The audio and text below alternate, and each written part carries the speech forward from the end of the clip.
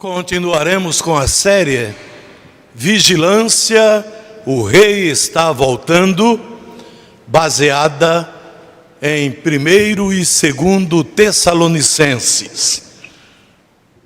O texto de hoje focaliza a vinda do Senhor. Há um hino que nós cantamos que fala sobre este dia. Igreja alerta, o dia glorioso vem, no qual Jesus, o Salvador, virá. Por toda parte, o vitorioso Redentor, eterna glória, honra e louvor terá. O texto que lemos evidencia a parousia, ou seja, a volta de Cristo. E o apóstolo Paulo menciona o arrebatamento quando diz a nossa reunião com Ele e o dia do Senhor como atos ligados ao segundo advento de Cristo. Ou seja, um evento único que aponta para esse dia de glória em que Cristo voltará. Mas no texto, Paulo fala também da apostasia e mostra o caráter e a derrota do homem da iniquidade, ou seja, o anticristo. Exorta a igreja a permanecer firme na fé e fiel à palavra de Deus e ao Deus da palavra. Então o texto focaliza a vinda do Senhor. Esta vinda do Senhor será antecedida pela apostasia. Os versos 2 e 3 deixam bem claro isto. Ninguém de nenhum modo vos engane, porque isto não acontecerá sem que, primeiro, venha a apostasia e seja revelado o homem da iniquidade, o filho da perdição. A apostasia começa na história humana com a multiplicação da iniquidade e o esfriamento do amor. E isto já está acontecendo numa escala crescente. Aliás, é um sinal da volta de Cristo. Nós temos esta referência em Mateus 24, 12.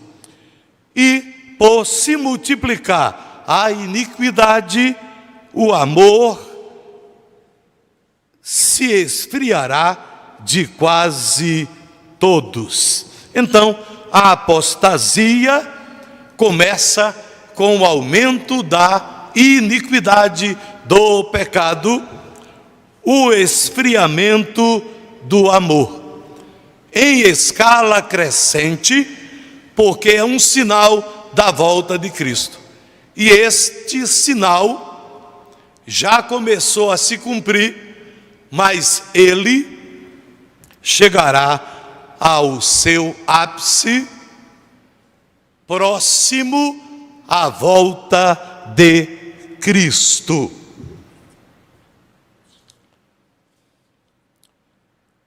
A manifestação da apostasia acontecerá antes da volta de Cristo. A apostasia refere-se ao abandono ou renegação da fé de muitos dentro da própria igreja. É bom salientar que os apóstatas não eram eleitos de Deus. Estavam na igreja, mas não pertenciam à igreja de Cristo, porque não eram eleitos. Então, estes apostatarão da fé, renegarão a fé antes da volta de Cristo, culminando com uma rebelação mundial contra Deus.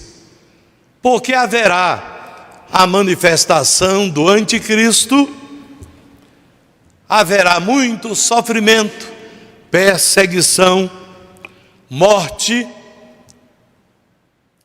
Então, muitas pessoas que não eram eleitas de Deus abrirão mão da sua fé durante o reinado do anticristo.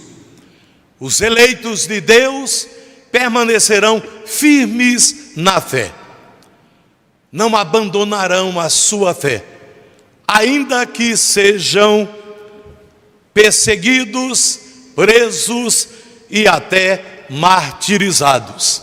Por isso a palavra bíblica: ser fiel até a morte e dar-te-ei a coroa da vida.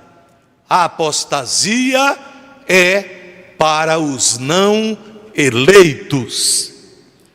Haverá o surgimento do anticristo, que Paulo traz uma descrição do caráter dele, dizendo: o homem da iniquidade, o filho da perdição. Ele é a besta que emerge do mar, segundo a visão de João lá no livro do Apocalipse.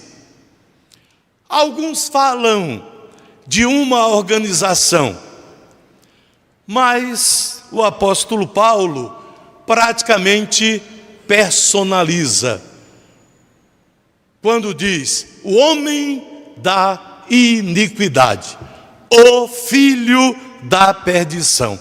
E é bom a gente pensar que toda organização tem um presidente. Então, cremos que será alguém que exercerá liderança política, liderança socioeconômica e liderança espiritual ou religiosa no universo inteiro, no mundo inteiro. Não sabemos se o anticristo já nasceu, mas o espírito dele, a ideologia dele, a maldade dele já está no mundo.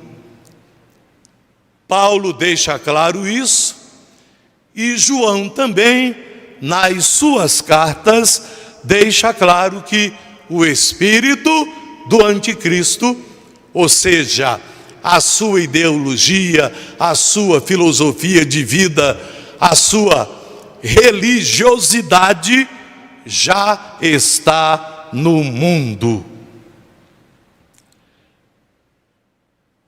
Ele traz o ensino contrário ao de Cristo. E Paulo enfrentou isso quando escreveu aos Tessalonicenses. Havia falsos mestres ensinando que o dia do Senhor já havia acontecido. Paulo diz que isso já é uma demonstração do espírito do anticristo no mundo, porque o anticristo trará uma doutrina contrária a Deus, a Jesus Cristo e ao Espírito Santo. Ele fará oposição a Deus e ao culto cristão, porque será um líder religioso mundial. Possivelmente, ele criará uma religião onde ele será o líder e pretenderá ser a encarnação do próprio Deus, em oposição a Jesus Cristo. Então ele se ostentará como se fosse o próprio Deus. Agora, Paulo faz um registro, eu diria intenso, muito forte, que ele atuará segundo a eficácia do poder de Satanás, porque ele realizará milagres, realizará curas, realizará sinais. Então será uma pessoa dotada de capacidade satânica. É certo que ele ainda não se manifestou, porque não é qualquer um líder espiritual, um líder socioeconômico. Quando ele aparecer ou se manifestar, nós teremos discernimento que será ele, porque ele fará coisas que nós consideramos humanamente absurdas de serem feitas. Então Paulo diz que o Senhor não regressará enquanto não houver a apostasia, culminando com a manifestação do anticristo. Por isso, a vinda de Cristo será antecedida pela apostasia, mas a vinda de Cristo será marcada por vitória definitiva. Versos 7 e 8 do texto que lemos. Com efeito, o mistério da iniquidade já opera, e aguarda somente que seja afastado aquele que agora o detém. Então será de fato revelado o iníquo, a quem o Senhor Jesus matará com o sopro de sua boca e o destruirá pela manifestação de sua vinda. Então o Senhor, na sua vinda, vai julgar e destruir toda obra satânica. Então, a tríade satânica, formada pelo anticristo, pelo falso profeta e por Satanás, que a Bíblia chama de o dragão, lá em Apocalipse, a antiga serpente. Então essa tríade satânica, que imita a Trindade Santíssima, será julgada e receberá a sentença de morte, ou seja, o anticristo, porque pressupõe-se que será um homem, o falso profeta. Alguns teólogos dizem que será uma instituição, mas instituição tem presidente, tem diretor. Então, possivelmente, ele sofrerá não só a morte, como o anticristo, mas também a condenação eterna.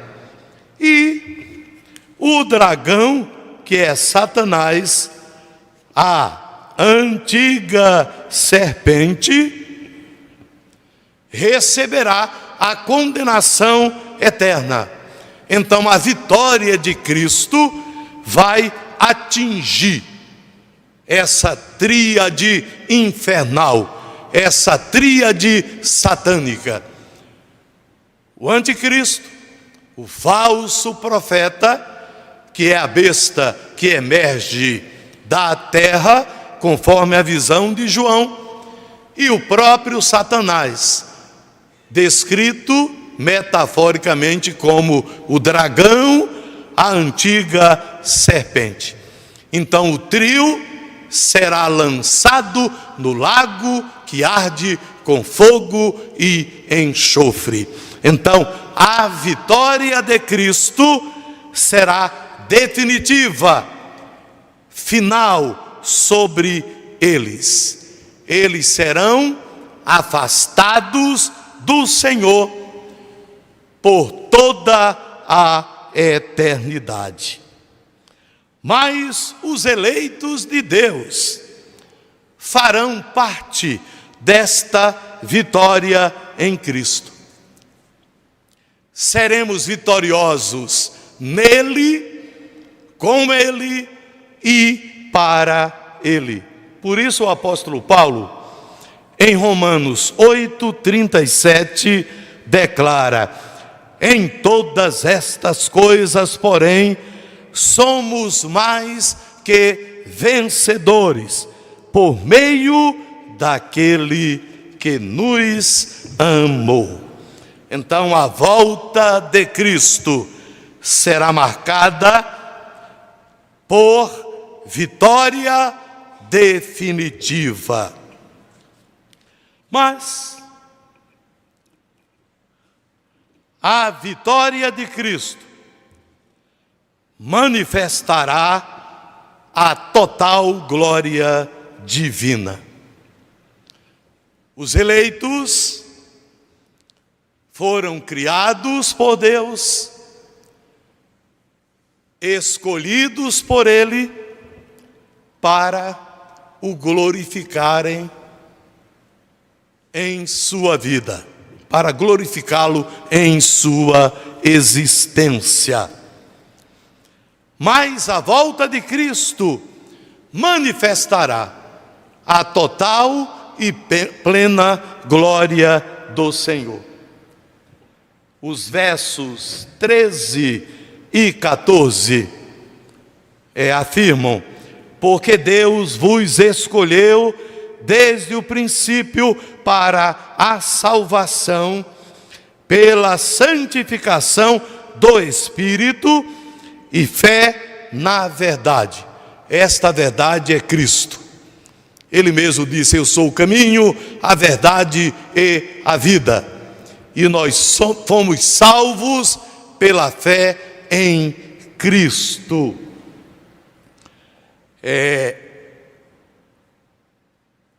O que também vos chamou mediante o nosso Evangelho, para alcançardes a glória de nosso Senhor Jesus Cristo.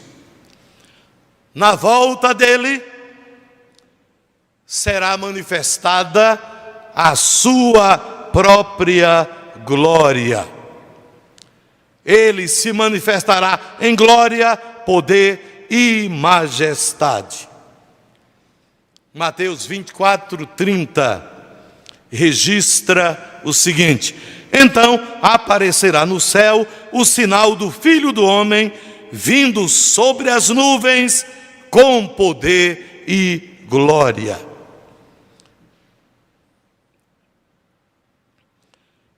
E também ainda há a expressão: quando vier o Filho do Homem na sua majestade, então se assentará no seu trono de glória. Ainda no capítulo 24 de Mateus.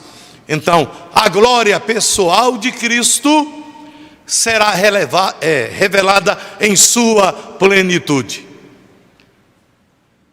Em seu nascimento, ela foi revelada parcialmente. E vimos a sua glória, glória como do unigênito do Pai. Na transfiguração, ela também apareceu parcialmente.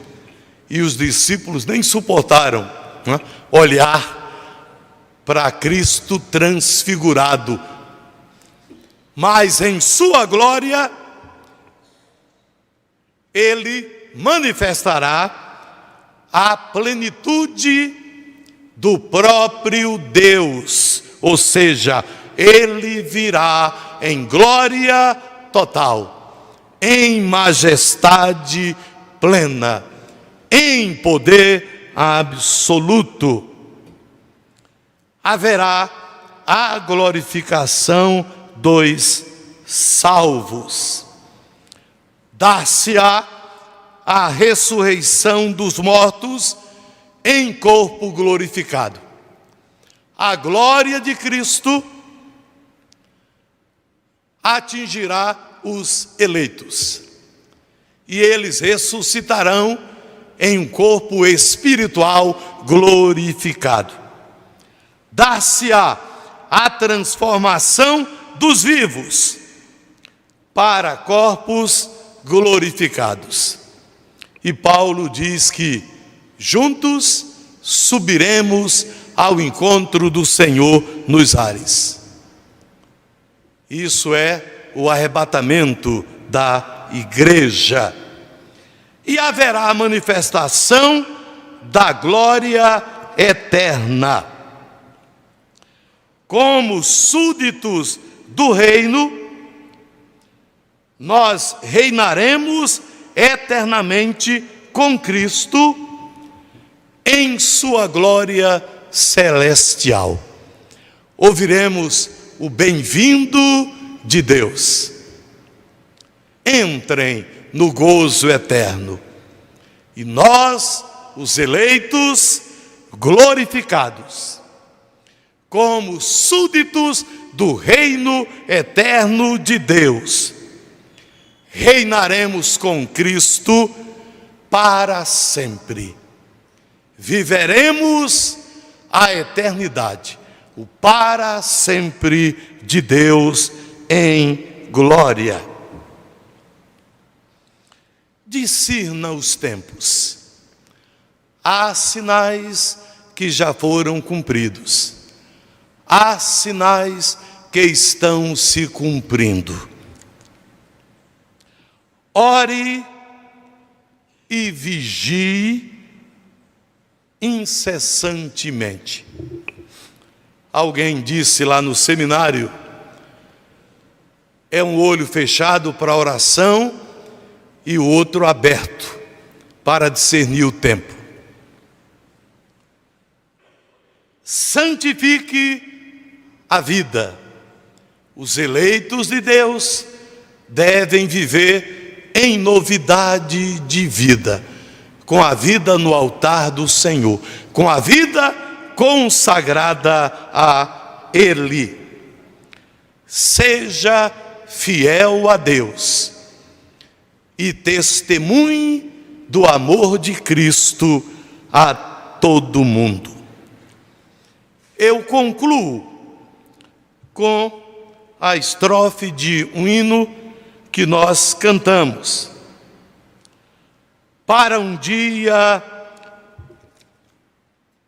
tão solene, preparaste-nos, Senhor, para que, vencida a morte, nos vejamos sem temor, contemplando tua face em resplendor. Amém.